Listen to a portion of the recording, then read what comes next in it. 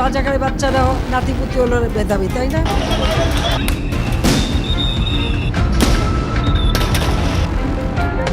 দেড় দশক ধরে যে সরকার নিজেদের একেবারে অজেয় আর অপ্রতিরোধ্য বলে ভেবেছিল, মাত্র কয়েক সপ্তাহের এক ছাত্র আন্দোলনে তাসের ঘরের মতো ভেঙে পড়ল তাদের সেই বিশাল ক্ষমতার মসনদ।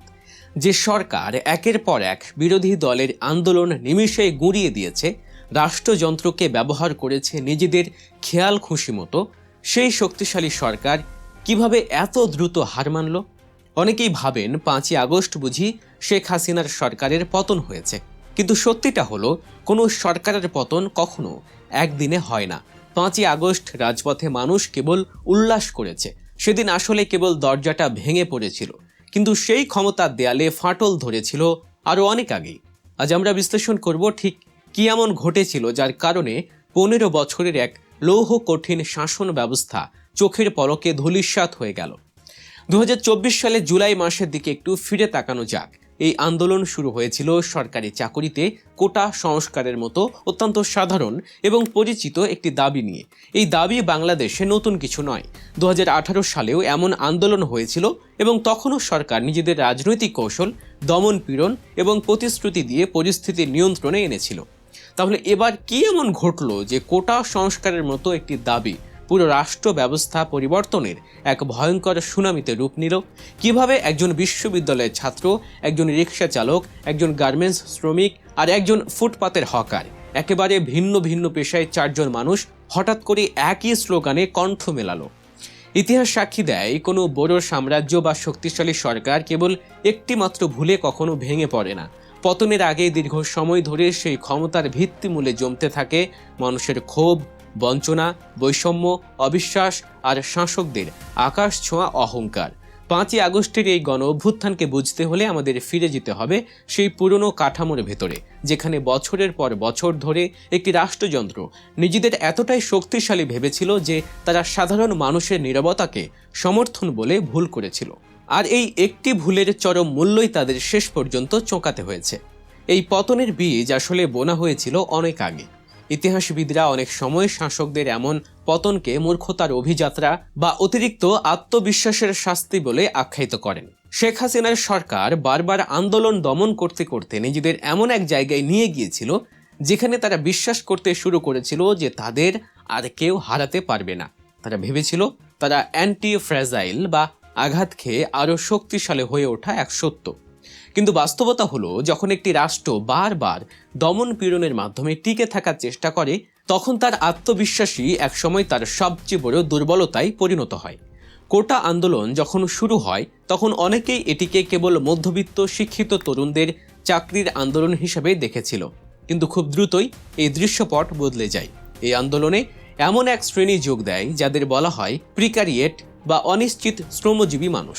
শহরের রিক্সা চালক, ডেলিভারি বয়, রাইড শেয়ারিং চালক, ফুটপাতের হকার, যাদের প্রতিদিনের আয়ের কোনো নিশ্চয়তা নেই, তারা দলে দলে রাস্তায় নেমে আসে। এরপর তাদের সাথে যুক্ত হয় শিল্পাঞ্চলের শ্রমিকরা। একটু ভেবে দেখুন, একজন রিক্সা চালক বা গার্মেন্টস শ্রমিকের তো সরকারি চাকরি বা কোটা নিয়ে কোনো মাথা ব্যথা থাকার কথা নয়, তাহলে তারা কেন এই আন্দোলনে জীবন বাজি রেখে নেমেছিল? এর উত্তর লুকিয়ে আছে বাংলাদেশের গভীর অর্থনৈতিক এবং রাজনৈতিক বৈষম্যের ভেতরে। দীর্ঘদিন ধরে দেশের দরিদ্র এবং খেটে খাওয়া মানুষগুলো শুধুমাত্র অর্থনৈতিক নিরাপত্তার আশায় অনেক কিছু মেনে নিয়েছিল। যতদিন সরকার নিত্য প্রয়োজনীয় জিনিসপত্রের দাম মানুষের নাগালের মধ্যে রাখতে পেরেছিল, ততদিন এই বিশাল জনগোষ্ঠী রাজনৈতিক স্বাধীনতার অভাব বা ভোটাধিকার কেড়ে নেওয়ার বিষয়টি মুখ বুজে সহ্য করেছে। কিন্তু যখন বাজারে আগুন, চাল, ডাল, তেলের দাম আকাশ ছোঁয়া, বেঁচে থাকায় যখন সবচেয়ে বড় যুদ্ধ হয়ে দাঁড়ালো, তখন এই মানুষগুলোর পিঠ দেয়ালে ঠেকে যায়। তারা বুঝতে পারে তাদের চাকরি, ন্যায্য মজুরি এবং বেঁচে থাকার ন্যূনতম নিরাপত্তার পথটি আসলে একটি মাত্র রাজনৈতিক কাঠামোর কাছে জিম্মি হয়ে আছে। গত 1.5 দশকে বাংলাদেশে এমন এক দলকেন্দ্রিক রাষ্ট্র ব্যবস্থা গড়ে উঠেছিল যেখানে রাষ্ট্রের চেয়ে দলকে বেশি শক্তিশালী করা হয়েছিল। অর্থ প্রভাব, সামাজিক অবস্থান বা যে কোনো সুযোগ সুবিধা পাওয়ার একমাত্র মাপকাঠি হয়ে দাঁড়িয়েছিল আপনি সেই বিশেষ রাজনৈতিক দলের সাথে কতটা যুক্ত।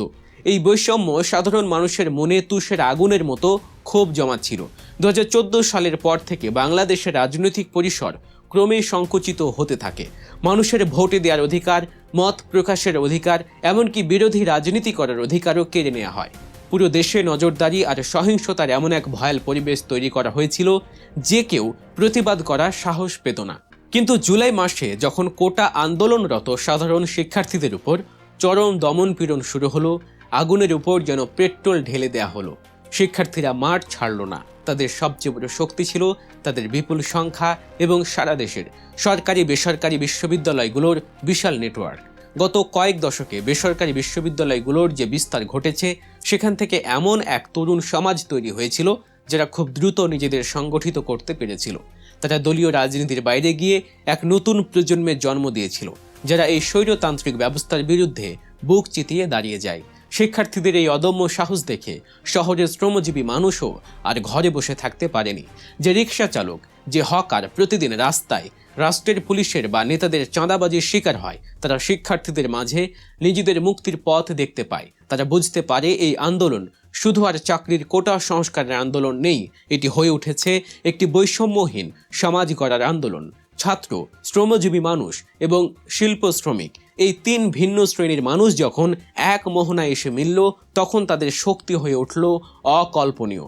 দুর্বল ট্রেড ইউনিয়ন আর রাজনৈতিক নিয়ন্ত্রণের কারণে যে শ্রমিকরা বছরের পর বছর ধরে শোষিত হচ্ছিল, তারাও এই আন্দোলনে এক বিশাল কৌশলগত শক্তি হিসেবে আবির্ভূত হয়।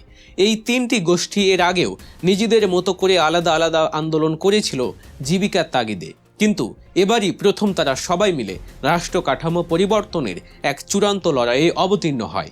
যখন রাষ্ট্রের পেশি শক্তির চেয়ে সাধারণ জনগণের সম্মিলিত বিশ্বাস এবং সাহস বড় হয়ে ওঠে, তখন কোনো অস্ত্রই আর কাজ করে না। 5ই আগস্ট আসলে কোনো সাধারণ দিন ছিল না। এটি ছিল সেই দিন যেদিন দীর্ঘ 15 বছরের জমানো ক্ষোভ, অর্থনৈতিক অনিশ্চয়তা, বঞ্চনা আর শাসকের অহংকারের পাহাড় এক ধাক্কায় ধসে পড়েছিল। রুশ বিপ্লবী ভ্লাদিমির লেনিন একবার বলেছিলেন, এমন অনেক দশক আসে যখন কিছুই ঘটে না, আবার এমন কিছু সপ্তাহ আসে যার ভেতরে কয়েক দশকের ইতিহাস ঘটে যায়। বাংলাদেশের 2024 সালে জুলাই এবং আগস্ট মাসের ওই কয়েকটি সপ্তাহ ছিল ঠিক তেমনই। বাইরে থেকে দেখে মনে হচ্ছিল হঠাৎ করেই বুঝি একটি সরকারের পতন হয়ে গেল, কিন্তু আসলে এই পতনের মঞ্চ প্রস্তুত হচ্ছিল বছরের পর বছর ধরে। 5ই আগস্ট ছিল কেবল সেই দীর্ঘ প্রক্রিয়ার চূড়ান্ত এবং দৃশ্যমান এক পরিস্থিতি। দর্শক, তথ্যবহুল এবং বিশ্লেষণধর্মী এমন আরও দারুণ সব ভিডিও পেতে গল্প নিউজ চ্যানেলটি সাবস্ক্রাইব করে আমাদের পাশে থাকুন। এ বিষয়ে আপনার মতামত জানতে চাই কমেন্টের ঘরে। ভালো থাকবেন, সুস্থ থাকবেন, রাজনৈতিকভাবে সচেতন থাকবেন। আল্লাহ হাফেজ।